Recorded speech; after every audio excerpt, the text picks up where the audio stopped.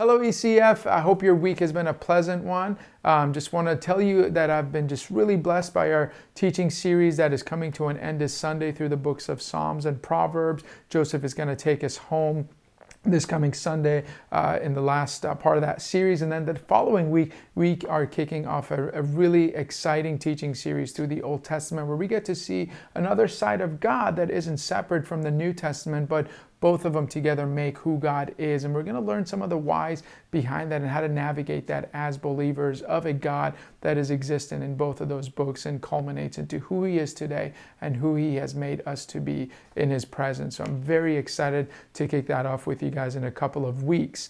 As you guys know, we also made a Project Next Door monthly update this last Sunday. Project Next Door is ECF's endeavor in purchasing a more permanent home. Ever since our inception, we've chose to meet at schools plus rented office space, small event space, but we are being called into a more permanent setting. And if you don't know the history of that, you can watch this video that's going to follow this video in just a second. But just want to recap the announcement for you guys this month as here's kind of what the latest has been in the journey for us. We talked about more of our financial picture coming into focus for us. As you guys know, we've got some monies available to us through savings and through a donor directed fund, and also an amount that we would be approximately looking to borrow. And also a third tier of that is your faith pledges, and that's the biggest part, because I think that's the most exciting part for us. And so we also put together a prospectus that talks about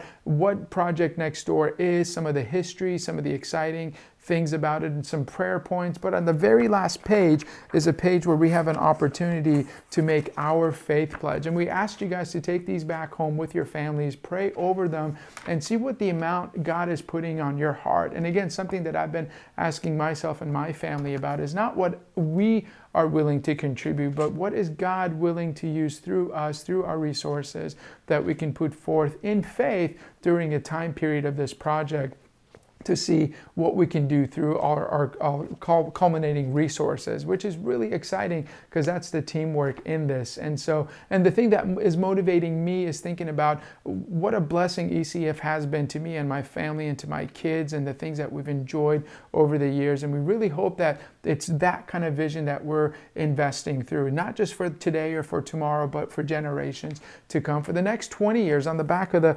prospectus is the pictures that we use for our May 23rd event, when we say thank you to Dave and Suzette. And on the bottom of that is pictures that are still blurry and yet to come into focus. So if we look at what God did through 20 years of existence, and imagine what He can do for another 20 years through a building that we can use as a conduit to continue our ministries and He call home base. So this video coming up is going to explain more in detail about some sites that we're actually considering and dreaming and envisioning.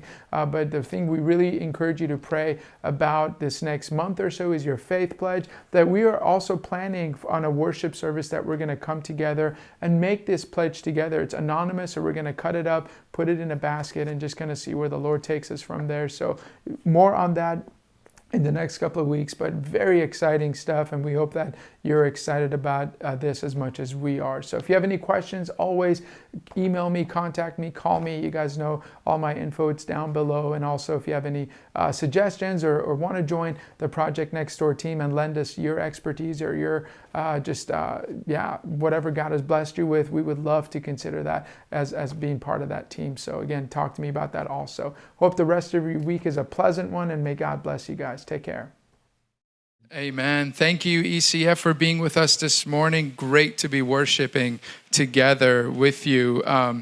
It's August when the lead pastor's leading worship, the youth pastor's preaching the sermon, and I'm filling in for Connie Sue outside with the kids. So it's awesome. But it's the teamwork that makes the dream work, right?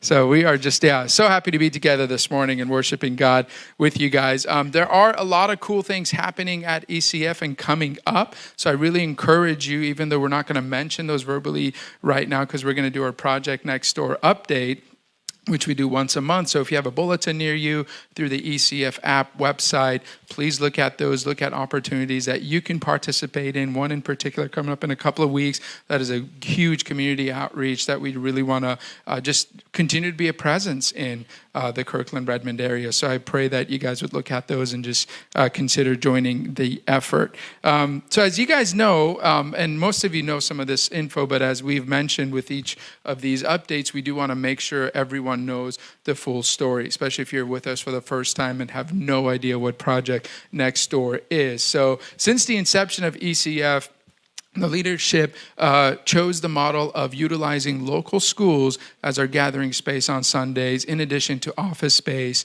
and some meeting spaces for midweek functions and opportunities and for the staff to function out of. And so that was a great model. It was very cost efficient. We were utilizing what was in the community, building inroads to serve families at the schools. And then COVID happened. And of course, that really kind of threw a wrench in our model because we have not been back at Rose Hill since March of 2020. Our goal is still to hopefully be back at Rose Hill because we know that that provides a space for all of us to gather under one roof safely with enough space and good ventilation and all that good stuff. So that's our goal still. But what happened at the end of last year is a group of our legacy members who just God put this on their heart, said, you know what, we want to commit a large sum of our money, our resources to see if ECF would revisit purchasing a building in the near future on the east side, which we almost did in 2013, but it wasn't God's timing for us back then. So we just kept on and stayed faithful to our calling. And so we have that opportunity again as a church. And so after the leadership prayed, we began the search officially in May of this year. And so we've been looking, we've been in contact with brokers, and we've been trying to kind of put a financial picture together. So I'm going to kind of give you the latest happenings with that this morning. So we're going to walk through kind of a punch list of items we're going to cover this morning. And I'll say this again at the end, but we are going to have a time for question and answers after this service and a time to pray together. So if you're interested in engaging with us, if you've got questions and input, we would love to hear that, and also pray for those that want to be here and collectively just kind of lift this up to the Lord, because this is not our endeavor. This is his endeavor for his kingdom. So let's go to our financial review, just kind of this picture that is still forming. There's parts of it we know, parts of it we don't know, because it's so dependent on some of the models. Some of you may, again, recall this, but we're looking at three possible models that we think may work. One of them being obviously purchasing a light industrial complex, kind of like this, where we can have a hybrid of offices and a meeting space. One would be to partner with an existing church that, is kind of in flux, either due to COVID or just through their season of time and ministry, that we can come along and encourage and utilize their property for continued kingdom purposes. And another would be raw land, which can be a stretch in our area, but God is big and we expect big things from him. So we don't know if that's a possibility. But based on those three models, we feel like we have, kind of come up with a total amount of money that we project this could cost, and that's around $4 to $6 million range. So as we look at kind of what our picture currently looks like, approximately, given the fund that was given to us, or in a donor-directed fund that was committed to us end of last year through our legacy members, plus what we have already saved in our building fund from the previous purchase opportunity that didn't come to fruition, that's about $1.5 million. And then we've got, based on just preliminary loan research, we think we can qualify for $1 to $2 million, and that's dependent on giving trends. So if we are increasing giving from the body, then we can qualify for more.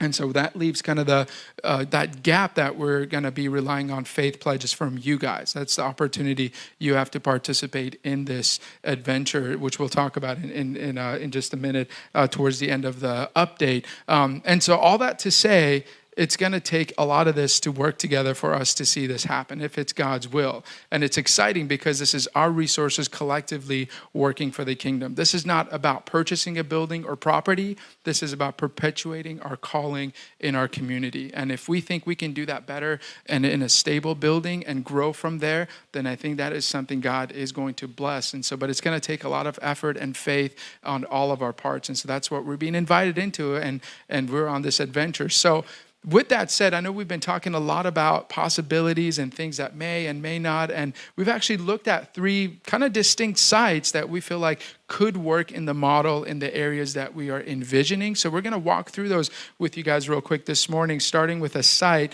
over in Woodinville. So if those of you that have been to Dave and Suzette's house, you can walk to this site from their house. It's very close to their home, and it's across from Cottage Lake. I always say Lake Cottage, but it's Cottage Lake.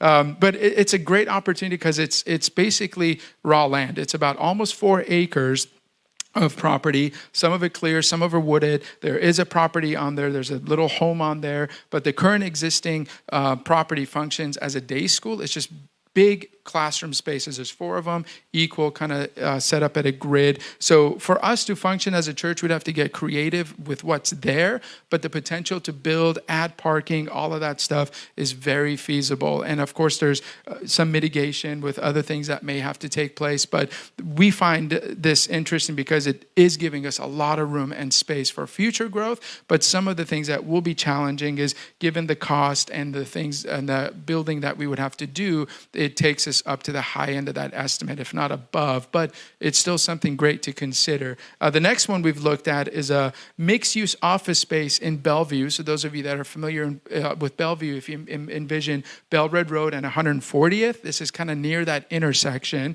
And it's, again, another mixed-use office space that has been there since the 80s, and it's got a lot of potential. It's basically broken up into 2 floors with lots of little spaces, medium-sized spaces, so we would have to kind of bump some walls out, build some sanctuary space, and then utilize some of it as office. Parking is a challenge on site. There's about 30 spaces, but the opportunity that is there is the surrounding businesses are dormant on Sundays, so we could have a partnership to where we can use some of those spaces and have the parking we need for a couple of services on Sundays. And so the gentleman who owns it is a very interesting fella, and he is a believer, and he's open to ideas and creative ways to make this work. So it's something we're kind of considering and talking about and praying over. But again, just a cool example to envision and dream about what this could look like. The third opportunity that we have looked at, and the staff has actually done a walkthrough of this building. This is called the Darien building, because I think that's the company that used to be in there.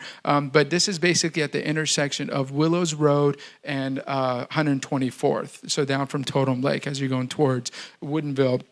So location is good. It's just over 7,000 square feet of space. And again, it's mixed use, 2 stories. Upstairs is mostly offices and rooms. And then the downstairs part to the left of the image is all open space, which is great. So we could bump up that ceiling a little bit. There's a couple of rooms we can knock out and have, we think, about 100 or so chairs in there for a potential sanctuary model. So there's a lot of potential there. The building is in great shape. The inside is remodeled and retrofitted in 2007 with earthquake and fire and all that stuff. So it's up to code. Parking, again, another big challenge. There's about 18, possibly if we reconfigured, maybe 25 spaces. Across the street, though, there is a huge tech company that through our broker has said they'd be interested in having that space shared or used by us on a Sunday or weekends. And then you would just basically park and walk across the street, kind of like what we do when we go to Costco or to the airport or things like that. So, and of course, shuttling would be an option too. When the weather turns, we would be willing to do that. So again, not ideal, but it could work. And the reason I think these 3 examples are very interesting is because they're opportunities. We're not going to find the perfect place on the perfect location, but each of these opportunities kind of speak into what it looks like when we dream and vision and see what God can do through these. Because like I said, a building is a building.